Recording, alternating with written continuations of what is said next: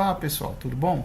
Bem-vindo de volta aqui mais uma aula, onde a gente vai aprender nessa aula como escolher o hardware correto em relação ao kernel e a evolução do adaptativo do kernel em relação à evolução de todos esses hardwares, né, dos tipos de placas e circuitos que existem no computador. Então a gente pode começar aqui, como a gente vai ampliar agora aqui, tá? A gente pode começar com o kernel, os primeiros kernels do Linux, que foi a versão 1.0 e 1.2, como a gente pode ver aqui, ó, né? Como pode ver aqui, ó. Então, nessa época, os computadores não eram tão evoluídos como os de hoje, né? Nós tínhamos aqui um processador com canal de mapeamento de memória, tínhamos um ponte norte para apoio de circuitos, barramento de entrada e saída para outros periféricos, nós tínhamos um ponte sul para controle de outras coisas estendidas, o barramento ISA, né? Naquela época, em 1991, os computadores eram bem diferentes do que é hoje, né? Tínhamos o canal IDE para discos, tínhamos a porta serial e um controlador de Super I/O. Tínhamos também um controle mais dinâmico, apesar de mais simples, né, dos canais DMA e RQ de acesso e interrupções de hardware. E nós tínhamos já um primórdio, o gerenciamento de energia, que era o APM, né, e o PIC, para as máquinas que eram já mais avançadas, né. Tudo isso, então, junto com o lançamento do kernel do Linus Torvalds em 1991, já em 1992 aqui, ó, nós tínhamos já o lançamento da primeira versão já estruturada GNU, já com todo o suporte GNU do Linux e o kernel de Linus Torvalds. Sendo que nessa época os computadores ainda eram 16 e 32 bits, e eles tinham o que nós chamamos hoje de Legacy, que é uma das coisas mais importantes, e eu quero frisar bem para vocês, o Legacy é uma das coisas mais importantes, porque sem o Legacy você não vai ter estabilidade de Linux. Ora, é muito fácil de entender. A palavra Legacy, ela se referencia a tudo que é disposto no passado e ainda está presente para ser utilizável. Então, por isso que é legado, quer dizer, uma coisa antiga que ainda pode ser utilizada. O que está acontecendo hoje é que os computadores estão deixando de usar essa estrutura aqui, ó, essa estrutura básica, basicona, né? Algumas marcas de fabricantes de computadores tentam mantê-la, mas a maioria já está começando a deixar de usar essa estrutura padrão Legacy de antigamente, né? Então já fica a questão, será que eu consigo rodar um Linux atual, de um kernel atual, por exemplo, um kernel 4 ou 3 numa máquina de 1992 ou 93? Lógico que eu não vou conseguir. Por quê? Porque o kernel, como você pode ver aqui do outro lado, ó, vou ampliar aqui para vocês verem, o kernel aqui do outro lado, ó, já é um kernel que ele ou não vai usar o Legacy, ou ele vai trabalhar só em padrões aqui, como você pode ver, ó, padrões de 64 bits, ó. Ele vai trabalhar só em padrões de 64 bits, certo? Então, quer dizer, você pode ter um problema enorme tentando fazer isso, além da lentidão e das falhas de hardware que ele vai procurar e não vai encontrar na máquina antiga, tá? Muito bem. Então, se você tem uma máquina, por conclusão, se você tiver uma máquina muito antiga e você quiser rodar um Linux nela, você vai ter que procurar distribuições antigas, com o kernel tipo como está aqui, 1.2, 1.3, 1.4, aí você consegue rodar alguma coisa no Linux, né? Agora, mais à frente, com o passar do tempo, já no ano de 1994 a 1998, tá? Deixa eu apagar aqui as linhas para não confundir vocês. Nessa época já aqui, ó, de 1994 a 1998, as máquinas elas foram ficando cada vez mais modernas e cada vez mais extensivas a nível de hardware, tá? Mas ainda conservavam, ó, como você pode ver, ainda conservava o legacy das máquinas dos anos anteriores. A única coisa de melhorias que teve foi nas extensões das programações das ROMs, das BIOS e barramentos adicionais, né? Como, por exemplo, o PCI. O PCI surgiu nessa época, o modo pipeline de aceleração de dados e mapeamento de memória surgiu, tanto que aqui já surgiram memórias mais rápidas, até como a DDR1, que muita gente conhece. Surgiu barramentos de vídeos dedicados, né? Aqui ainda não era o GP, mas pelo menos você já tinha alguns barramentos de vídeo que você poderia utilizar. Barramentos USB e um PIC de gerenciamento de energia melhorado, certo? Para quem não sabe o que é PIC, é Power Interface Communication, que era um sistema de gerenciamento de energia que oferecia já recursos novos, como por exemplo você até ligar o computador através da interface de rede, né? Então, tudo isso aqui era interessante porque, na realidade, nada mudou, apenas se estendeu recursos a nível de hardware, né? E isso nós chamamos de evolução do kernel. Por quê? Porque o kernel aqui já teve que acompanhar essas evoluções. Então, aqui as máquinas já rodavam desde 1.4 até o 2.1 ou no máximo um 2.2. Então, quer dizer, você já conseguia manter Linux antigos rodando nessa máquina aqui, né? Quer dizer, você tinha um Linux antigo que já rodava nessa máquina porque ela mantinha o legacy. O importante era isso, é que ela mantinha o legacy e você conseguia rodar. E também Linux de kernels mais novos, que mantinham também a compatibilidade com todas essas extensões aqui, ó, que surgiram até 1998, tá? Pois bem, então vamos apagar aqui. Aí vem as próximas gerações de computadores, tá? Que já são as gerações de computadores que saíram a partir do ano 2000 até 2009, né? Esses computadores aqui, eles já eram uma extensão legacy que não rodava mais plataforma como você pode ver aqui, ó, já não rodava mais plataforma de 16 bits, tanto que se você quisesse rodar numa máquina dessa época, um Windows mais antigo ou um Linux mais antigo, você não conseguia mais rodar. Por quê? Porque aqueles Linux já não ofereciam um suporte bem preemptivo a 32 bits, né? Então, você aqui já não vai conseguir rodar muita coisa antiga, tanto que o kernel aqui, ó, você vai ter que trabalhar já de 2.4 a 3.2 para cima, tá? Agora, o mais interessante é que essas máquinas aqui dessa época, elas tiveram também extensões de programação de BIOS, barramentos adicionais, e foi melhorando a estrutura dos componentes, como pipelines, write-through, write-back, né? Aqui já surgiu o barramento AGP de vídeo acelerado, ó, como vocês podem conhecer, ó, muita gente passou por essa época, certo? E sabe que nessa época já tem o barramento AGP, o USB 2.0, que foi quando a USB se consolidou no mercado, e também surgiu o ACPI. Gente, isso é muito importante. Por quê? Porque nesta época aqui, entre 2001 e 2009, o ACPI foi um dos grandes aprimoramentos que aconteceu na estrutura de comunicação de barramentos de hardware, interrupções e canais DMA. Resumindo, quase todo o hardware já era compatível com quase todos os computadores, graças ao gerenciamento de energia que existia dentro do ACPI e como o ACPI direcionava as interrupções de hardware para esses barramentos, tá? Isso aqui foi um problema para o Linux naquela época, como o Kurumin, por exemplo, que não rodava bem em algumas máquinas e outras sim, né? Tudo por conta desse ACPI. Mas quando o kernel chegou a aprimorar bastante, como no caso aqui, ó, o 3.2 começou a aprimorar, aí sim, esse problema já foi bastante resolvido e as versões de Linux com esse kernel já rodavam bem nesse tipo de computador. Foi quando surgiu também nessa época o nosso SATA, que todo mundo conhece, né? O SATA 1 e o SATA 2. Então, de uma forma geral falando, esse padrão de máquina aqui rodava muito bem o Linux. Por quê? Porque além de ter todas as tecnologias consolidadas, ela também tinha o legacy, quer dizer, ela continha a estrutura básica daqueles primeiros aqui, ó, daqueles primeiros computadores ali, né? Então, por isso que o Linux rodava bem. Mas é como eu falei, você não iria conseguir rodar um Linux muito antigo dentro de uma máquina dessa. Por quê?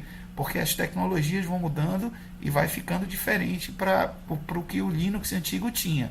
Em outras palavras, o teu kernel mais antigo não vai ter compatibilidade com essas tecnologias que estão aqui e, por consequente, ele não vai rodar, tá? Já que ele não foi adaptativamente aprimorado como o 3.2 foi nessa época aqui, certo? Muito bem, então vamos eliminar aqui rapidinho e vamos agora para o próximo padrão de máquina que a gente vai utilizar nos kernels mais atuais, tá? Que seria o padrão das máquinas lançadas desde 2013 até 2017.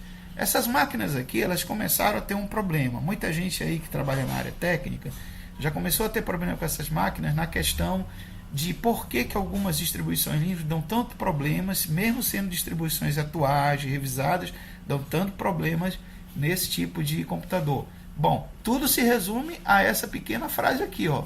Ou ele vai usar o Legacy, ou ele vai usar um sistema de programação de barramentos que é chamado de sistema X. Nesse caso aqui,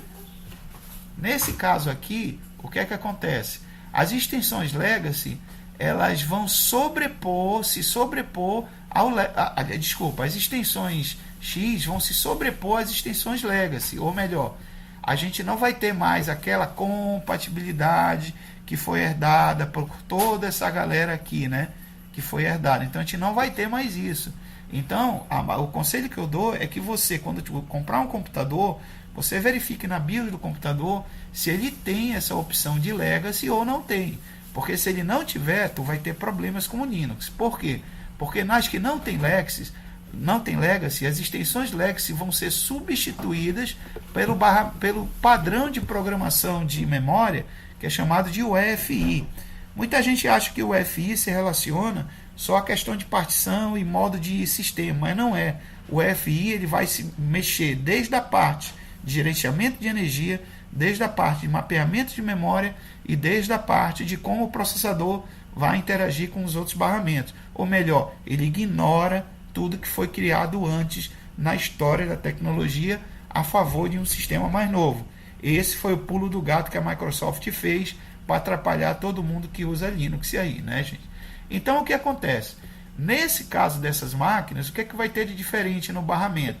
Vai ter um PCI Express, certo? Você vai ter um vídeo híbrido, quer dizer, aquelas máquinas que tem 2 ou 3 interfaces de vídeo dedicadas, né? Aí isso vai ser um problema até para algumas distribuições Linux. Vai ter o barramento USB 3.0, que não seria tanto problema. Aí você vai ter uma CPI mais avançado e mais revisado, que é o 3.0. Eles apenas fizeram correções para que o ACPI fizesse com que toda essa parafernália nova, que vem diferente do Legacy, fosse realinhada com os padrões de hardware atuais. Então é por isso que eles tiveram que revisar o ACPI. E a questão também de que nessas tecnologias já de barramentos diferenciados do Legacy, você já trabalha com tecnologias de armazenamento já mais avançadas, que é o caso do SATA 3, do SAS, HDs HS, SSD e mSATA. Então o que acontece? Acontece o seguinte, que se você comprar uma máquina atual, bem moderna, e ela não tiver o chamado, como eu vou marcar aqui, ó, ela não tiver o Legacy, você pode ter problemas em utilizar versões de distribuições com kernels abaixo desse daqui, ó, abaixo do 4.11. Por quê? Porque hoje todo mundo que revisa o kernel, que faz parte da comunidade global Linux, está tentando adaptar essas novas tecnologias para ficarem mais estáveis e mais funcionais, diferente do Legacy, dentro das futuras revisões do kernel. Resumindo, quando o kernel evoluir mais para 4.12, 13, 14, ele vai com certeza já absorver melhor essas tecnologias que hoje estão dando muita dor de cabeça para muita gente que usa Linux aí, tá? É aquela questão, às vezes tem gente que tem um computador muito novo, moderníssimo, mas quer usar um Linux que não detecta as coisas que existem no hardware. É exatamente esse o problema que eu expliquei aqui no nosso último modelo da última coluna, tá? E ainda tem um outro problema, que é a questão da adaptabilidade do kernel, que seria o seguinte, vamos apagar aqui, tá? Que seria o seguinte, como você pode ver no gráfico aqui embaixo, que eu vou mostrar para vocês, ó, como você pode ver nesse gráfico, o kernel Linux, ele usa uma questão de adaptabilidade, ó, como eu vou mostrar e explicar para vocês. O modo adaptativo do kernel, como está escrito aqui, ó, o kernel Linux, para manter sua primitividade versus velocidade, procura fazer descarte de hardware e ligações antigas com o mesmo, conforme gráfico ao lado. Então, se você observar bem aqui no gráfico ao lado, você vê que todo mundo que usar o kernel a partir do 3.1 já não vai ter como rodar o seu Linux 3.1 numa versão mais antiga aqui para baixo, ó, num computador aqui para baixo. Resumindo, você vê que a escadinha aqui ela está completamente, ó, quebrada embaixo. Resumindo, o kernel aqui do meio, que é o 3.1 de meia época, ele já descartou tudo aquilo que existia nos primórdios dos primeiros kernels Linux. A mesma coisa acontece aqui em cima na escadinha, tá? O kernel, por exemplo, 4.10, ele já não vai mais utilizar as coisas que saíram do 3.1 para baixo e assim por diante, tá, pessoal? Então existe um escalonamento. Agora, muita gente diz, mas professor, por que isso existe? Isso não vai atrapalhar? Rapaz, atrapalharia muito mais se o kernel ficasse cada vez mais gordo, e você ligasse uma máquina qualquer moderna, e ela levasse até 15 minutos para carregar e mapear tudo que já foi lançado e criado de hardware desde 1991 até hoje. Então, para evitar esse tipo de problema, o que é que eles fazem, os fabricantes? Eles fazem o que está aqui no parágrafo. Ó. Eles fazem exatamente isso aqui. Ó. Como todas as vantagens e preemptivas e velocidade que o kernel Linux tem, o mesmo faz descarte das tecnologias antigas e, portanto, o mais atual não rodaria em computadores de baixa performance ou com hardware não mais definido para se manter dentro dos 397 megabytes. Então está aqui, ó. O kernel hoje ele está sendo mantido para que ele não engorde tanto, que ele fique na faixa de 390 megabytes, tá? Porque se ele fosse um arquivo de 2 GB, 3 GB, 4 GB, ele englobaria tudo isso que está aqui na tela. Mas a compensação seria uma máquina muito pesada, com um consumo de recursos muito alto, e o Linux não teria essa preemptividade e velocidade que existe até hoje, né? Então ele vai para menor, dependendo da distro e do tipo de kernel. Aí é que tem outro detalhe, gente. Quando mostra aqui no parágrafo, ó, nesse parágrafo aqui que eu acabei de ler, vou marcar aqui para vocês, é que existe mais de um tipo de kernel, tá? E dependendo do tipo de kernel que você estiver utilizando, pode acontecer de ele ser maior ou menor, ou ele ter mais revisão para novos tipos de hardware, ou não ter essas revisões para tipo de hardware. Eu costumo dizer para todo mundo que o melhor kernel que tem é o Pi. Por quê? Porque o Pi ele é o kernel mais bem revisado, é o mais enxuto, é aquele que o código é mais simples e que ele envolve uma adaptação melhor para a distro e os recursos que a distro pode fornecer para ele. Agora nós temos também alguns kernels mais pesados, como é o caso do Generic, do Full e do híbrido, né? E existem os kernels menores, que são das versões cores ou das versões minimal de algumas distribuições como o Debian e outras. É o caso do micro e do mono e do nano, tá? O nano ele é até utilizado em dispositivos de baixa performance, né? Em dispositivo micro dispositivo, vamos dizer assim. Então, eu espero que vocês tenham entendido que no caso aqui eu não tenho como usar um Linux de kernel mais atual numa máquina mais antiga, né? Por causa desse descarte que ocorre. Assim como eu não posso ter um Linux muito antigo rodando numa máquina nova, porque eu vou ter problema de faltar adaptação de hardwares novos para aquele kernel que eu estou tentando rodar na máquina, né?